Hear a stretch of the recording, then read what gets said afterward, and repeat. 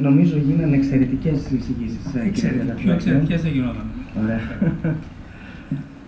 Σας ευχαριστώ πάρα πολύ εδώ που μας στηρίζετε με την παρουσία σας. Καταρχήν να σας αποκαλύψω ότι τους ομιλητές τους γνώρισα σήμερα για πρώτη φορά.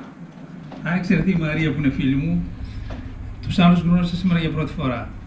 Και είναι πραγματικά πολύ μεγάλη τιμή από τον τρόπο με τον οποίο προσέγγισαν το βιβλίο μου και τους ευχαριστώ θερμώς. Ξεκινώντας όμως από μια αμαρτία μου, κάθε φορά που έρχομαι στη Θεσσαλονίκη αισθάνομαι μια βαθιά ενοχή. Τη χρονιά που έδινα στο Πανεπιστήμιο, από μια ανοησία, δεν δήλωσε την νομική σχολή Θεσσαλονίκης. Με τους βαθμούς που είχα καταφέρει, αν την είχα δηλώσει η αγαπητή κυρία Καλογύρου, θα είχα περάσει μεταξύ των πρώτων. Έτσι είχα δηλώσει μόνο την νομική Αθηνών και την Πάντιο. Οπότε για κάποιο λόγο δεν πέρασα στην νομική Αθηνών, άρα πέρασα στην Πάντιο. Οπότε κάθε φορά που έρχομαι στη Θεσσαλονίκη αναρωτιέμαι πώς θα ήταν η ζωή αν είχα περάσει στη νομική Θεσσαλονίκη. Αν ξέρετε, καμιά φορά ο Θεός κάνει κατεπίδανα σενάρια και στο τέλος σε φέρει ένα δικηγόρο στη ζωή σου. Οπότε εγώ ζω μια δικηγόρο. Τελικά δεν μπορείς να το αποφύγεις. Το βιβλίο αυτό είναι ένας κύκλος που κλείνει και είναι σε σχέση και σε συνδυασμό με τα δύο προηγούμενα βιβλία. Ουσιαστικά είναι μια τριλογία της κρίσης, όπως θέλω εγώ να την ονομάσω.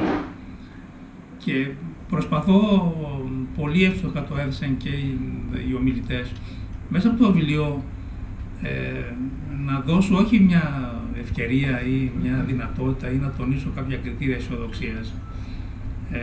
Απλά εξελικτικά βλέποντας τα πράγματα, θέλω να πω ότι αυτή η κρίση δεν είναι ότι χειρότερο έχουμε βιώσει ως χώρα, ως έθνος, ως λαός. Έχουμε βιώσει πολύ χειρότερα. Και ναι, αγαπητοί μου φίλοι, κυρία Ταχιάου, εγώ είμαι αισιόδοξος ότι αυτό το πράγμα αντιμετωπίζεται. Όλα τα πράγματα αντιμετωπίζονται. Το θέμα είναι αν έχουμε τη διάθεση και αν είμαστε αποφασισμένοι να το πάμε μέχρι τέλος. Να πω για το τελευταίο κομμάτι που διάβασε ο κ. Δόικος. Το κομμάτι αυτό, πριν από το περασμένο Μάιο, με πήρε τηλέφωνο ένας φίλος μου και παρακάλεσαν να του κάνω μια πολύ μεγάλη χάρη. Χωρίς καν να μου αποκαλύψει τι είναι, του είπα ναι.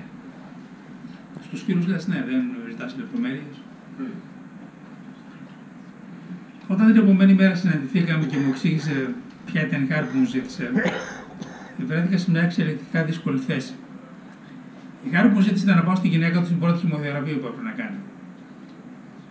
Να τη συνοδέψω στην αίθουσα χημοθεραπείας. Εγώ δουλεύω πάρα πολλά χρόνια σε νοσοκομεία και έχω μια εμπειρία, όχι κάτι παραπάνω. Ομολογουμένως δεν περίμενα κάτι τέτοιο. Μου εξίσου ήταν αδύνατον ο ίδιος να πάει ακόμα και έξω από τη μονάδα χημοθεραπείας. Το τελευταίο κεφάλαιο που λέγεται «Οδή» γράφηκε μέσα σε μια αίθουσα χημοθεραπείας, ενώ παρακολουθούσε μια κυρία κοντά στα 40 χρόνια να κάνει την πρώτη χημοθεραπεία. Και είμαι ιδιαίτερα ευτυχής γιατί αυτή η γυναίκα μετά από ένα κύκλο χημοθεραπείων, τον Οκτώβριο πια είναι και κλινικά υγιέστατη. Άρα αυτό το βιβλίο, κύριε καθηγητά μου, που σας αποκάλυψε το μυστικό, όπως γράφεται αυτή η τελευταία σελίδα, ήταν πραγματικά μια αναμέτρηση ενός ανθρώπου που δεν θα το πίστευε να το καταφέρει, που οι γιατροί την είχαν ξεγραμμένη, η ίδια ήταν σχεδόν πεπισμένη ότι τελείωνε. Οι αισιόδοξες εκτιμήσεις ήταν περίπου κάποιοι μήνες και σήμερα η γυναίκα αυτή είναι όπως όλες οι άλλες γυναίκες. Είναι υγιέστατη. Αλλά δεν θα ξεχάσω ποτέ πώς είχε μοτώσει το χέρι μου εδώ. Μου είχε αφήσει ένα σημάδι εδώ. Ήταν από τα νύχια της. Άρα λοιπόν αυτό είναι το μήνυμα για μένα από το βιβλίο και είναι το μήνυμα αυτής της γυναίκας. Δεν υπάρχει περίπτωση που δεν αποκαλύψει το όνομά της, αυτό αφορά μόνο εμάς τους τρεις. Αλλά όταν κανένας βιώνει, αναμετράται πραγματικά με αυτό που όλοι φοβόμαστε και το κερδίζει πανηγυρικά, αναρωτιέσαι αν μια οικονομική κρίση, για να μιλήσω και λίγο πολιτικά, επειδή μου αρέσει καμιά φορά να πολιτικολογώ κι εγώ, και να απαντήσω και στην πολιτικό της παρέας, δεν φεύγει ποτέ όμως. Δεν φεύγει ποτέ, πιστέψτε. Ότι να αναφέρω απλώς ότι η Ελλάδα είναι η πρώτη χώρα που μπήκε στα μνημόνια. Μετά από μας μπήκε η Ιρλανδία, μπήκε η Πορτογαλία, μπήκε η Κύπρος και φλιάτερα και η Ισπανία. Σήμερα η Ιρλανδία αναπτύσσεται περίπου 6,κάτι%, η Κύπρος αναπτύσσεται με 3,κάτι%. Ναι. Λοιπόν, άρα. Μακάρι να ήταν μόνο οικονομική. Ορίστε. Μακάρι να ήταν μόνο. Όχι, προφανώς και δεν. Απλά και μου. Απλά είναι το μικρότερο από τα θέματα. Τα άλλα είναι πολύ πιο σοβαρά. Δηλαδή, άμα ήταν μόνο το οικονομικό, κάπως θα μπορούσε να λυθεί. Όμως. Η εξίσωση όμως προσπαθούμε να λύσουμε εμείς πρωτίστως είναι η οικονομική εξίσωση. Εκεί που αποτύχαμε βασικά να λύσουμε ήταν η οικονομική εξίσωση. Αν είχαμε λύσει την οικονομική εξίσωση, όπως την έλυσαν οι προηγούμενες χώρες, οι χώρες που ανέφερα προηγουμένως, θα ήταν σχετικά ευκολότερο, όχι πιο εύκολο, σχετικά ευκολότερο να αντιμετωπίσουμε και τα άλλα πράγματα. Δηλαδή, εγώ δεν πιστεύω ότι η κρίση είναι που βιώνουμε είναι η κρίση πρωτίστως οικονομική.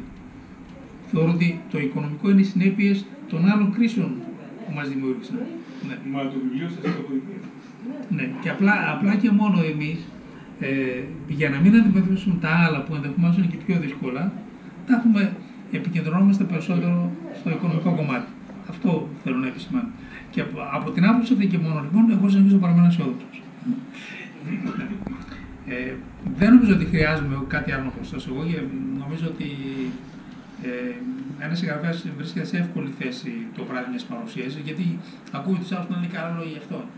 Οπότε τους ευχαριστώ πάρα πολύ. Δεν έχει νόημα επομένως να προσθέσω κάτι άλλο. Εγώ τα είπανε πολύ καλύτερα από ό,τι μπορούσα να τα πω εγώ. Σας ευχαριστώ θερμώς, ευχαριστώ πάρα πολύ και εσάς. Αν υπάρχει κάτι άλλο που θεωρείτε. Υπάρχει κάποια ερώτηση ενδεχομένως. Κάποια ερώτηση θα που πολύ θέλατε μεγάλη να χαρά. θέσετε σε κάποιον από τους ομιλητές ή στον ίδιο τον κύριο Τριανταφυλάκη. Μην διστάσετε να το κάνετε. Όχι. Χαιρόμαστε που σας καλύψαμε. Παρακαλώ. Ναι. Το 18 θα μας έχετε καινούργιο βιβλίο, κύριε Τριανταφυλάκη. Ή πιο μπροστά. Δεν αποκαλύπτουμε τέτοια μυστικά όπως καταλαβαίνετε. Το επόμενο θέμα. Καταρχήν είναι λίγο δύσκολο να πει τα θέματα, αλλά εγώ εδώ και χρόνια προσπαθώ να τελειώσω κάτι που φιλοδοξώ να καταφέρω, δεν το έχω καταφέρει ακόμα. Εδώ και αρκετά χρόνια επισκέπτομαι τα αρχαία θέατρα της Ελλάδος. Μέχρι τώρα έχω επισκεφτεί περίπου 25. Προσπαθώ λοιπόν με βάση η Βαλέρια, νομίζω το είπε εκεί με τις αρχαίες τραγωδίες. Ο Σεφέρης νομίζω πρέπει να έχει πει ότι το πιο αριστοτεχνικό, τα πιο αριστοτεχνικά κείμενα που έχουν αυτή ποτέ στην Ελλάδα είναι αρχαίες τραγωδίες, γιατί είναι πάρα πολύ καλά οργανωμένες. Άρα λοιπόν εγώ κάνω ένα τέτοιο ταξίδι στα θέατρα της αρχαίας Ελλάδος, παρέα με κάποια αρχαία τραγωδία κάθε φορά. Αν ποτέ καταφέρω να κάνω κάτι αξιόλογο, θα με ενδιαφέρει να είναι αυτό. Αλλά δεν είναι και τόσο εύκολο.